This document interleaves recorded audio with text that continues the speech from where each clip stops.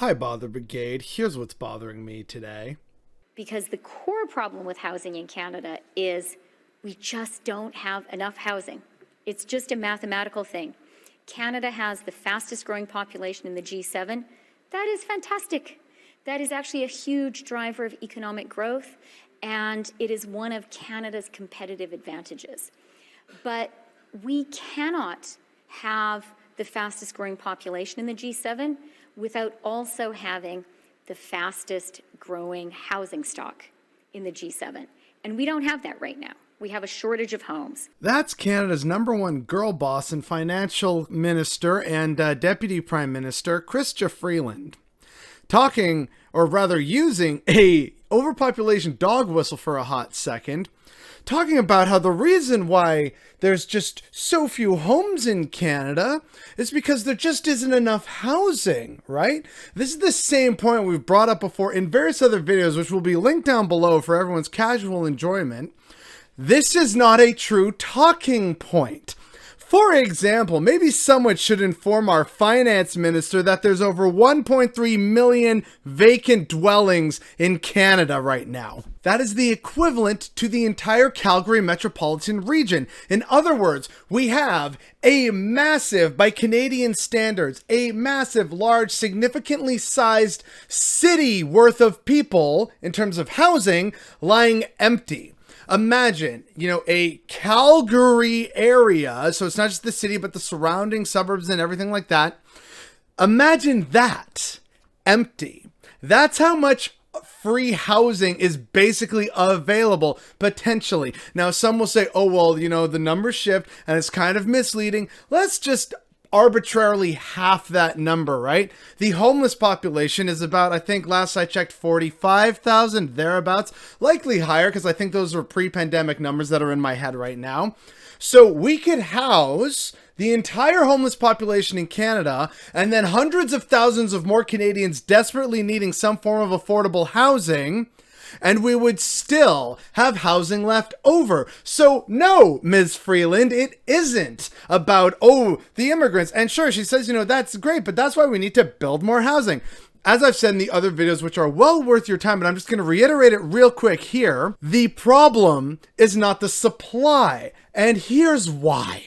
So right now, regardless of what they've done, though we're doing a temporary 2-year ban on foreign buying, there are still a lot of domestic buyers, especially big name buyers and banks and corporations that are able to easily outbid and outspend on any individual person. This is why, at least officially on paper, no less than 25% of all homes being bought on the market are being bought by a bank or a corporation of some kind. So that's not the issue. Foreign buyers are not the issue. The issue is treating housing as an investment rather than something crucial that humans need for basic dignity and survival. So they just want to increase the supply, right? But if you don't address the core cause of the problem, all that's going to happen is that more of these investment banks and whatever else are going to buy more of that supply. And that supply is, for the most part, going to be new condos or new suburban developments, because those are what people know how to quickly and cheaply put together right now. And that gets a massive amount, but as an investment, it's great, but they aren't the ones who have to pay for the infrastructure. That's cities that have to pay for that. So you get to sit on top of this lovely half-empty skyscraper because, you're trying to rent out the condo unit that you own. So your mortgage is only, say, $1,400, maybe including condo fees or whatever. And you are charging, of course, twice that for rent.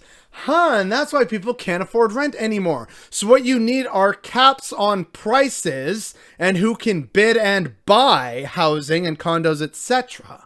And then also, yes, you do need to build more supply as the population grows naturally, but just building more supply is not the magic bullet that the liberals and the conservatives are pushing as a solution. That should tell people everything they need to know about the parties and how they're really just two sides of the same coin. When their solution for the housing market is basically identical, then it's no real solution. It's just more money for their friends in power. What good is more of a housing supply if people still aren't making enough money to afford saving up because rent prices are so high and the cost of living is so high. That's why that whole, the government's gonna create a new TFSA so that you can help save for your first home.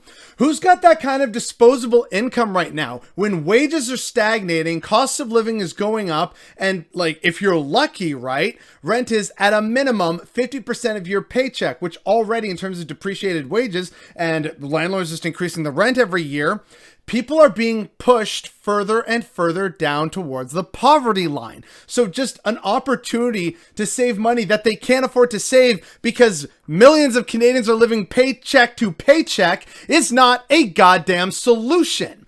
Just like increasing the supply is not a solution because people can't save up for it. And even if they were maybe lucky to qualify for a mortgage, they're going to be outbid. Again, see the previous videos where there are people who have $450,000 saved up as a down payment and are bidding like 40 to 50% over the asking price of the home, and they still aren't securing bids. There are other homes that are going for $800,000 over asking price. This is not something that your average Canadian can possibly hope to achieve without actual serious government action and legislation and price controls, etc., which no one is talking about. But this is an issue that is clearly affecting most Canadians, regardless of their political stripe. But unfortunately, the only solution that the Liberals and the Conservatives, or namely Pierre Poilievre, are coming up with is we just need to increase the supply. That's all we need to do. And all that is, right, is them signaling to their friends, oh yeah, don't worry, like, you're gonna get all your lovely contracts. We're gonna,